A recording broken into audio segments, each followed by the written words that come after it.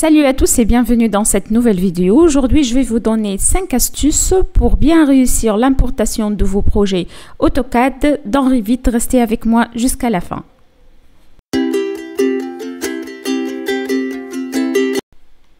L'astuce numéro 1 consiste à séparer les plans d'étage, chacun dans un fichier à part, afin de les importer dans la suite dans Revit, chacun dans le niveau correspondant. Donc, je vais créer 3 nouveaux dessins. Je vais donc copier le rez-de-chaussée, CTRL-C, et je viens ici, CTRL-V. Voilà. Je vais choisir ici un point de référence. Je prends par exemple ce coin et je vais placer ce coin à chaque fois que je prends donc mon plan d'étage dans un nouveau fichier AutoCAD sur l'origine 00 de mon fichier AutoCAD. Donc je vais prendre tout ça et je vais donc déplacer le point de référence sur le point 00 d'AutoCAD. Voilà. Et donc je vais enregistrer ça sous dessin sur le bureau, donc RDC. Enregistrer. Même chose donc pour le plan d'étage. CTRL-C, CTRL-V.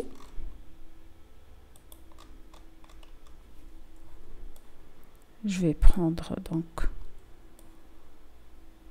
le plan et déplacer à partir du point de référence que j'ai choisi tout à l'heure. Voilà, et je vais donc enregistrer sous donc étage.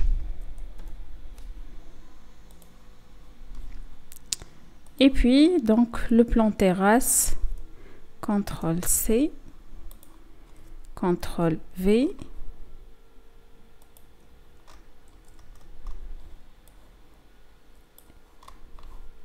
Et puis déplacer ce coin vers l'origine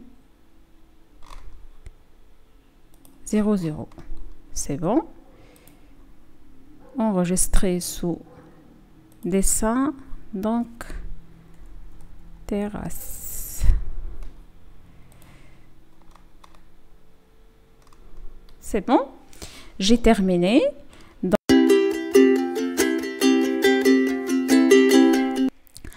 Donc voilà, je suis maintenant sur Revit.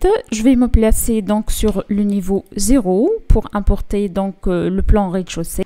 Donc je viens sur l'onglet insérer, je clique sur lier CAO et je prends mon rez-de-chaussée. Donc c'est très important de vérifier l'unité d'importation.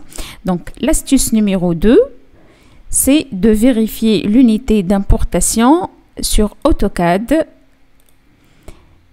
Donc ici, je vais prendre la distance, cette distance, donc 30, donc l'unité est en centimètres. Donc je reviens sur Revit et je dois donc choisir le centimètre. Si je laisse l'unité d'importation détection automatique, par exemple, vous voyez ici, donc j'ai mon plan, je vais mesurer une distance quelconque. Je prends par exemple d'ici vers ici. Donc j'ai 11 mètres.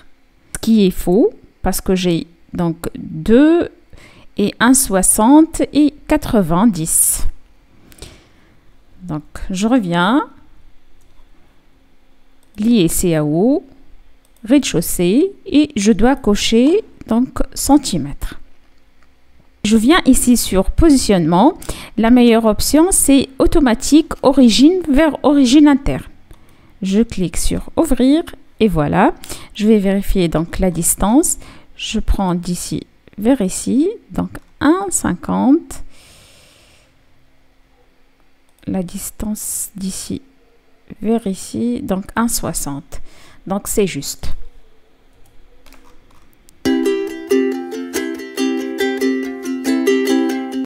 Je termine, donc je vais sur niveau 1 et je clique lisser à haut et je prends plan étage. Et n'oubliez pas de cocher vue active uniquement, sinon, par exemple, si je décoche cette option, lorsque je vais sur le plan, par exemple, de niveau 2, donc vous voyez, donc je trouve donc le plan du niveau 1. Parce que je n'ai pas coché l'option vue active uniquement. Par exemple, si je reviens sur le niveau 0, donc j'ai coché l'option vue active uniquement. Donc, lorsque je vais sur le niveau 1, je trouve que le plan de mon étage. Je ne vois pas le plan du rez-de-chaussée. Donc, je vais supprimer. Donc, je ne peux pas parce que l'objet est verrouillé. Donc, je dois déverrouiller l'objet, puis supprimer.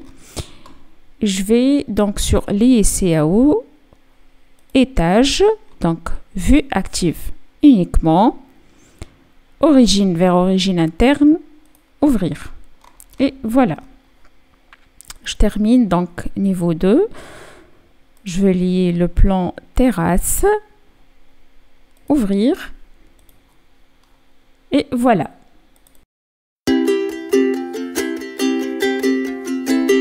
J'ai mon fond AutoCAD maintenant et je souhaite donc dessiner mes murs. Mais avant ça, je veux masquer les annotations et les cotations. Et c'est ça l'astuce numéro 4.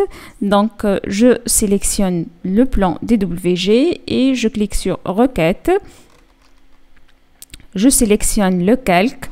Il me donne des informations sur ce calque. Ou bien je clique sur Supprimer ou bien Masquer. Je vais cliquer sur masquer dans la vue.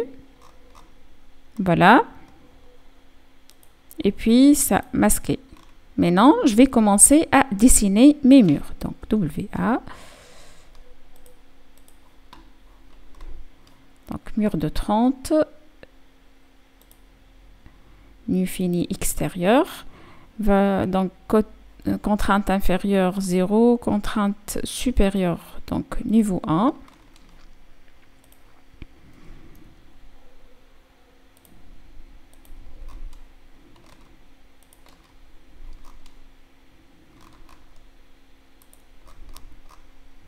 Voilà.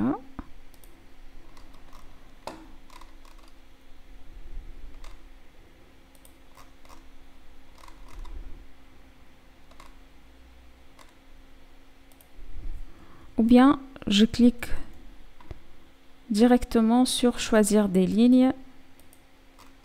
Voilà.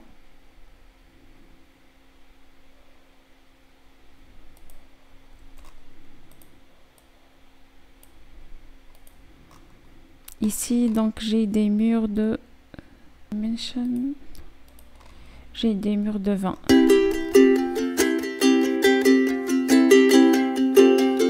Je vais revenir donc par la suite pour dessiner les murs de 20. Je vais ajouter des portes, donc DR.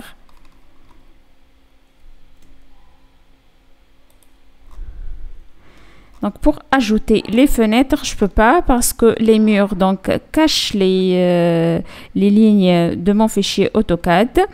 Donc l'astuce numéro 5, c'est de tourner l'affichage vers l'image filière. Et comme ça, je peux voir donc les limites des fenêtres. Je clique sur WN. Donc ici une fenêtre, ici donc WN, j'ai donc 2 mètres et voilà.